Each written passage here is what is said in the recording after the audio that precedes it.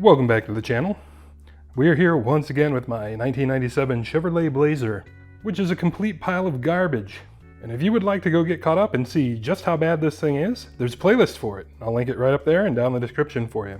And the purpose of today's video is to get the thing up in the air and just do a front end inspection on this thing, check out the steering, check out the ball joints, stuff like that. I was finally able to get this thing in a condition where I could take it out and drive it around the block for the first time.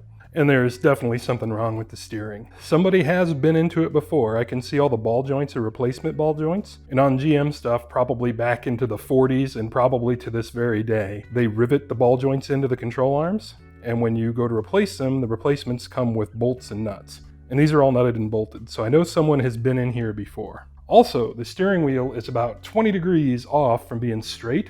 So whoever that person was did not care to pay for an alignment when they got done. So I also don't know the quality of their work, so I'm kind of dubious anyway. On a vehicle of this age and this condition with this mileage, it's 25 years old, has 182,000 miles, I would normally just take the shotgun approach and rebuild the whole front end and be done with it. The steering parts usually aren't very expensive, and on this thing they're still not very expensive.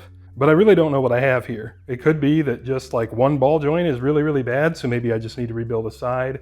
Maybe an idler arm is out of it or something, I don't know. But it's got just about 30 degrees of slack in the steering, and it is really scary when you get it up to like 40-ish miles an hour. It's not a fun thing to drive. So the way I like to do this is just get one tire off the ground to begin with. So right now the other side of this thing is still on the ground, but this wheel is up. And I like to do that just because it gives the steering something to push back against, because the other wheel isn't very free to turn left and right. And I'm just beginning my visual checks, and right away we've got a failure, and I kind of saw this one coming. Right down there is our lower ball joint. You can see it's got a nice boot, big crusting of grease and crap all over it. You can also see it's nutted and bolted in, just like I was telling you, there's a nut and a bolt right there. We come up to our upper ball joint, and there's no boot. She's plumb out of there, and you might be able to see that grease is also kind of a beige color. That's because there's water in the grease. So I saw this one coming because after I got done pressure washing under here the other day, I picked up a boot out of the driveway, so I knew something had lost the boot. So since we have to tear this whole hub and spindle off at some point anyway, we're going to just go ahead and do both those ball joints. There's no point in just putting a new boot on, so we know those are both leaving. However, right now, they kind of feel okay. Continuing on with our visual inspections, the boot on this tie rod end is also cracked, so it probably makes sense to replace that tie rod end as well. We may or may not be able to save that tie rod end coupler. Right here is our steering box, and there's the arm that comes off of it. The other end of that arm will have a pivot on it. It should also have a boot, and it's so far up in there that it's kind of hard to examine the condition of it. But one thing I'm seeing that I don't like is all the splines on the steering box here. I'm thinking that arm may not be installed all the way, or as all the way as it should be. The nut is on it plenty far, so that's a good sign. Another thing too, excessive slop in the steering can actually be in these boxes, and these boxes can be adjusted. Never actually done that, so maybe we'll end up giving that a try. Over here on the passenger side, we have an idler arm that bolts onto the frame and goes on back to the drag link, I suppose. Visually, the boot on that guy isn't too awesome. It isn't the worst I've ever seen either. And over here on our passenger side, our lower ball joint boot also looks good. The tie rod end boot above it looks not awesome. And at least our upper ball joint has a boot on this side. It's so filthy, it's really hard to see anything about it just from condition. And there we're just taking a look at the tie rod end boot, which again doesn't seem awesome, but is okay. Just eyeballing this stuff, I'm leaning more and more that we are going to just rebuild all this, because none of it's looking very fresh. I have no idea when this was rebuilt, if it was. I only know the ball joints were done. So from our initial visual inspections, we've identified 2 or maybe 3 components that are absolutely going to need to be changed. Just based on those boots, it's just not worth it to replace just the boots. So now let's get into some physical testing here. Again, I've got this wheel up off the ground. So what I'm going to do is I'm just turning it a little there.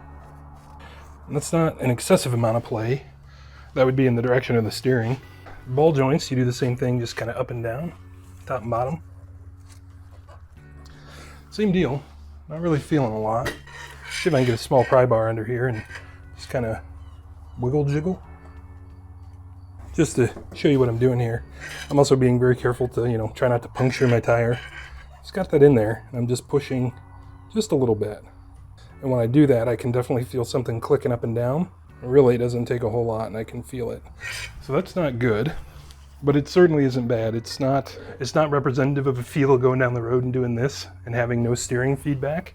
So we've got a deeper issue. I'm kind of thinking probably is the gearbox. So to test that theory, I'm going to put the camera up on the frame on a magnetic mount and try and watch the gearbox. And I'm going to work the wheel a little bit, and we're going to see if I can notice a ton of slop in anything or not.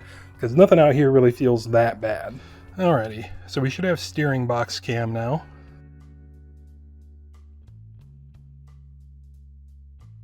I can move the wheel that much with basically no resistance, which is actually normal. But when you're going down the road, it feels much worse. About like so in reality. So just take it slowly through that range. And we'll see if we actually have any movement or how much slack we have in the steering box.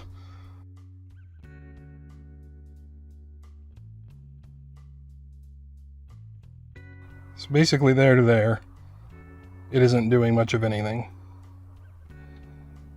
Or it doesn't feel like it. Let's compare results of the two cameras. So from what I can see just on the camera screen, the motion in the wheel is not at all reflected in the motion in the box. It looks like the box is just barely turning. So I'm wondering if the steering shaft coming down from the column, or maybe there's a rag joint at the box or something. I'm wondering if that isn't the problem. I say that with the thought that that might be the easy way to go. But GM has a habit of discontinuing all those steering column parts after a vehicle is like 10 years old. So if any of that stuff is worn out, probably about a 50-50 shot I can actually get replacement parts. And getting down to it on this thing is kind of fun. I'm going to pull the air box. We're going to pick it up and just set it off to the side so we can take a look at what's going on. So there I'm down to it. And right down there is the box. But it's got that plastic cover over whatever joint goes into the steering box. And I'm going to have to figure out how to get off of there.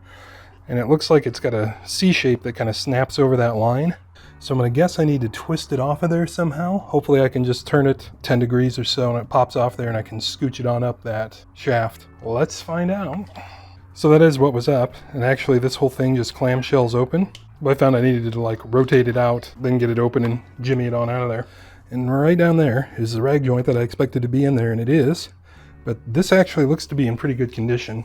I can actually just barely turn the wheel and watch it at the same time, and just the slightest amount of steering wheel input is moving both halves of it. So there's really no slot between the two sides. There you can see it's turning all as one unit. That's what we want to see. And condition wise, it doesn't even look bad. It's not even dry rotted or all frayed up or anything else. So I'm going to say that's probably fine.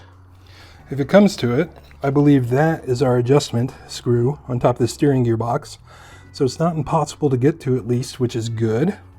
But at least so far, I'm not seeing anything that's screaming it to me like straight in the face that we're going to die if we continue to try and test drive this thing and work out some other gremlins. So I think the move now is to pick the other side up too and just kind of continue the same inspection I've already showed you just over there.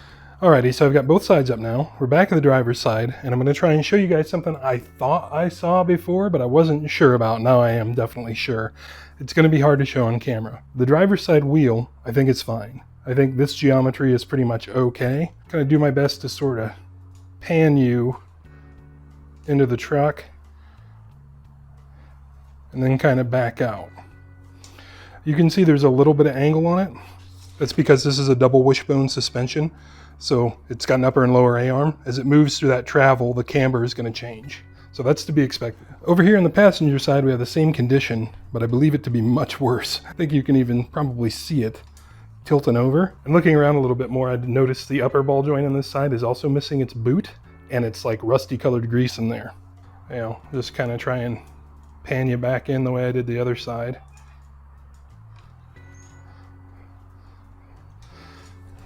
So I don't really think I have a much better way to show this. So what I just attempted to explain to you guys is impossible to show on camera the way I was trying to. So what I've done instead is attached a plumb bob to the fender.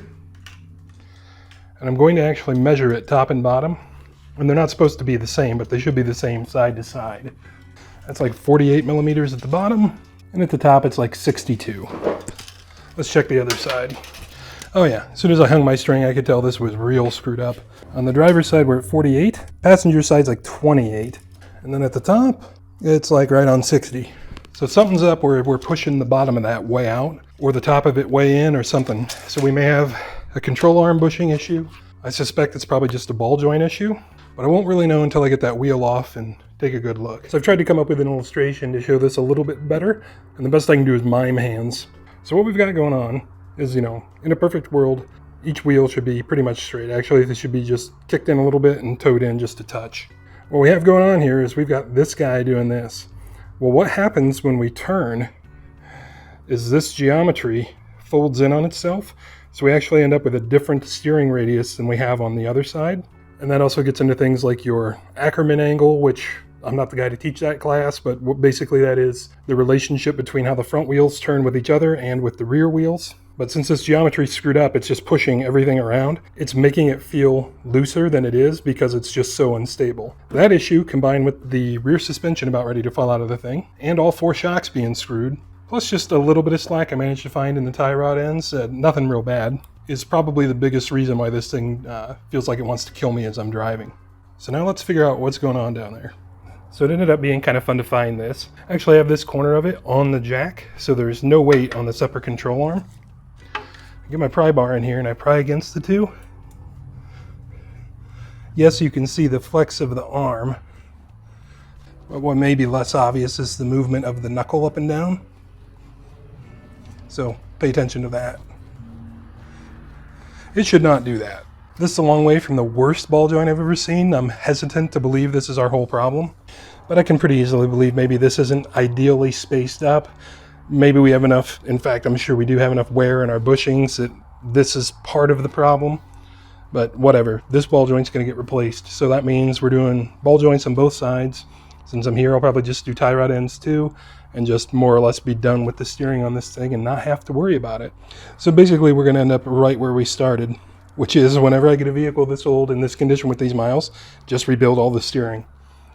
So this diagnostic video just confirmed what I already knew, that this thing was a garbage box and it's worth an alignment $300 to $400 to just rebuild all this stuff. Never have to worry about it again because this thing's never going to get enough miles on it to wear this stuff out again, and know that we're driving on safe components. So once this thing's on the road, it'll have all new brakes, including all new brake hydraulics, brand new tires, both winter and summer, and all brand new steering. And that's pretty much what I do with all the stuff that I drive on a regular basis, is just do those things and we never have to worry about it. We have good tires, good brakes, good steering. If it doesn't run and move, hey, that's fine. We're probably not going to die if it doesn't move. But watch, that'll probably be the way it happens for me. But at least now I know what parts I need to order, which is all of them, so I can start deal shopping. But putting all the stuff on is going to end up being a different video because this will just all end up being way too long. So as always, guys, I appreciate you stopping in for this video, and we'll catch you on the next one.